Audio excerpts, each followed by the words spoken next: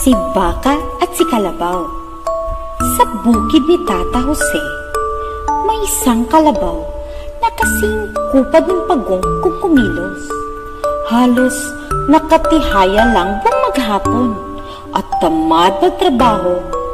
At kasama niya roon ang makisig at maliksing si Baka. Si Baka ay napakasipag at natunungin kay Tata Jose.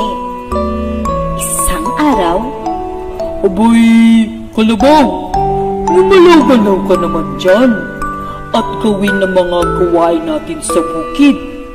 At makarami tayo ng maaani sa anihan." ang sabi ni Baka. Ngunit parang bingi lamang si Kalabaw na parang walang narinig.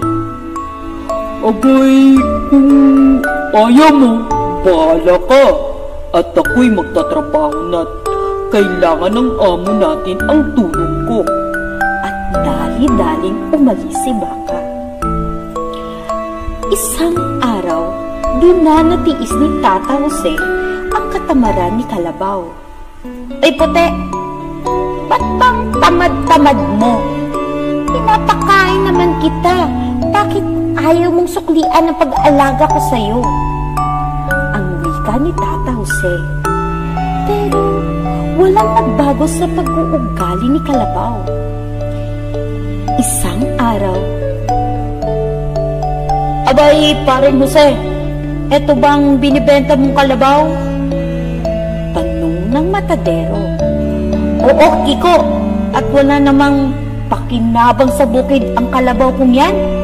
Buti pa, ibenta ko sa'yo at makabili ng bagong kalabaw na masipag para makatulong sa akin sa bukid."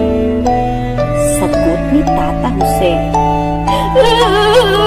"Maawa ka, Tata Jose. Mag-aararo na ako sa bukid at maging masipag na ako. Mula ngayon, huwag mo lang akong ibenta sa mataderong ito."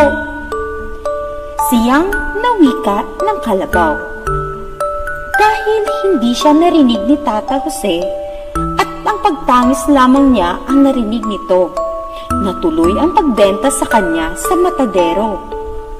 O mga bata, alam niyo na ang sumunod na pangyayari kay Kalabaw. Kaya maging masipag at hindi pa huli ang lahat. You sing it, mama, don't stress your mind. We come